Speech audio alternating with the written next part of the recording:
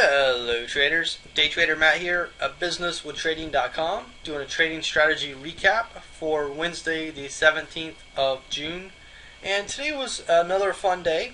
We only took one trade and pulled 1.25 points out of the market. But that's better than a loss. What we basically did, the market gapped up here, chopped around quite a bit, and then eventually started to sell off. So it was basically a pretty ugly day. Our one and only trade, we watched price kind of chop around here and move lower, and we ended up missing out on this trade. First of all, we missed this one, which I don't even really count it, but for video's sake, we did miss that trade. We tried to get long, didn't get in. Market did go up a little bit. It is what it is. Next opportunity was right here. We got long right here. And we took a pretty quick trade. Price moved up here and we got out right up here. So that was our one trade. And price kept chopping around. As it started to move lower, we tried to get in short. Didn't happen. And then price started to chop around a little bit more. And by that time, it was already almost 12 o'clock. Talked about what I was looking for. I mentioned long down here and a nice short up in this region here. And interestingly enough, price came down right into the lowest support area that we talked about as we were closing the room. Very interesting. Went a little bit lower right over here after FOMC came out. There's no reason to really be in the market. I'm just kind of showing what did take place. But it came down to our support and it did pop up. I thought that was pretty interesting. The short was a nice trade. The long, I would have never been in. There's no reason to be in the market at before FOMC, be in the market and wait for FOMC to come out and then see what happens. If I'm trading FOMC, which I do a lot, I will wait for the announcement and then jump in. And that's how I play it. News is something that adds volatility to the market. And when you have a market that's not as volatile, and then all of a sudden a big news event comes out which is very volatile, it can move price a lot. So if you're taking small stops like we do, I take 2-point stop or less. That's how I like to trade. I'm uncomfortable with taking too much risk, and most people should be. There's no reason to take a 10-point stop maybe for a 2 or 5-point gain, or even a 10-point stop for a 20-point gain. If I'm going to take a stop like that, which I never would in the ES, if I'm swing trading it, I might consider it with, a 5-point stop. So if I had 2 contracts, it would be 10 points. If you have more than that, it is what it is. I'm not going to get into that because that's a totally different type of a trade. And I rarely swing trade the ES. I don't remember the last time I did. I think we swing traded the Russell sometime this year. I don't think we did the ES. Might have done it once or twice last year. So that's twice in a 2-year period, from last year, all of 2014 till mid-June 2015. So a year and a half.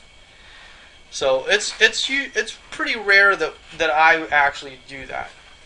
But anyway, just to talk about things, it did come down into our support. So that was pretty interesting. So when the market does provide afternoon trades, it's not that often. I always say I trade about 1 to 2% of afternoons with the ES. And that's pretty much how it works. We don't have afternoon trades very often. I talk about it in the room. If somebody wants to take it, great. If not, that's fine too. And we never count it in results. Look at here. If you would have gotten short at 9 even, and written it down, let's say You didn't take it all the way down to 80, but you took it down to 83 or 82, or you maybe got out 84. That's still a pretty phenomenal trade. So anyway, I wanted to point that out a little bit, just because we don't take a lot of trades. I personally don't really take a lot of trades. In the swing trade room, we don't take that much. 10 trades is a lot. 20 trades is an enormous amount. I think during March and April we made something like 20 to 25 trades because they were there. There were good setups for that. And then I think last month maybe we did like 10 or 12 or something like that. Maybe it was February and March that we did more. But that's how I like to look at things. If the trades are setting up, I'll take them. If not, there's no reason to. We're in this to make money. We're in this for a business. And as a business owner, you want to make sure that you're maximizing your profit potential. That you're able to not take bad setups. And you're going to have losses. It's going to happen. But you want to mitigate that as much as possible. And that's what my style is all about, really. I teach people how to read the underlying order flow of the market, rather than being a pattern trader. Hey, look at this pattern, look at that pattern. You're actually reading the market, and you can say, okay, well, this looks good, this doesn't look good, and you know your setups, so you know what you're looking for. This environment looks like it's going to have a larger pullback. This one looks like not. And even then, we still miss trades, like this, for example. But it is what it is. You're going to miss trades, you're going to have unsuccessful trades, and then you're going to have successful trades. And that last category is what we want to focus on, but we also want to focus on the unsuccessful category as well. And there's no real focus on this 80%, focus on this 20% type of thing. I would say I focus on a lot more the unsuccessful category, because I'm very big on risk. There's no reason to take unnecessary risk. Like this market movement here, it was very choppy, it was ugly. There's no reason to take a lot of trades. That's why we tried to get in here, but we tried to get in on this candle here rather than trying to just buy this over here. We tried to get it over here because I, looking at the market, it looked like it was going to go higher, and it did. But it did get some rejection here, which, looked possible. And that's why we couldn't get in. I think we tried to enter down here, actually. Somewhere under 2. We tried to enter, and we couldn't get in. So instead of raising our entry order, which I rarely ever do, I don't remember the last time I ever did that. But anyway, instead of trying to do that, because we knew that there was a chance that, and there was a bigger than 50% chance, that there was going to be some resistance and there was going to be some rejection. And that's why you have to know what environment you're in, and that's why the trading course really comes in, because it's very granular. 20, 30 plus hours of video, something like that. It's a lot.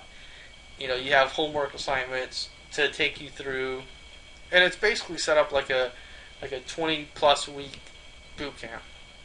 So that way you can look at stuff, and you can take, instead of 20, you can make it out to 40, or because everybody's different. Everybody learns at a different speed, and it's not anything.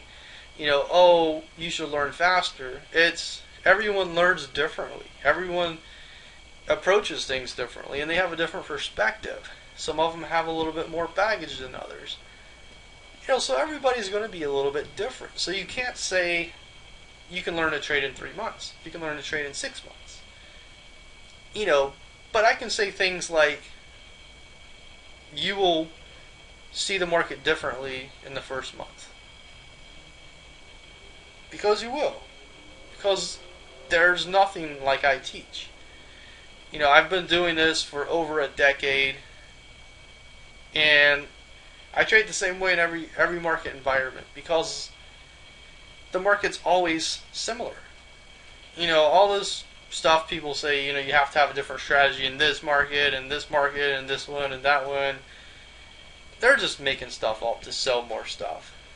Because you see these people a lot of times coming out with more courses and different courses, and this course, this Fibonacci course, this candlestick course, and everything else under the sun. So anyway, I know I'm getting off on a little rant there, so I'm going to cut it off here.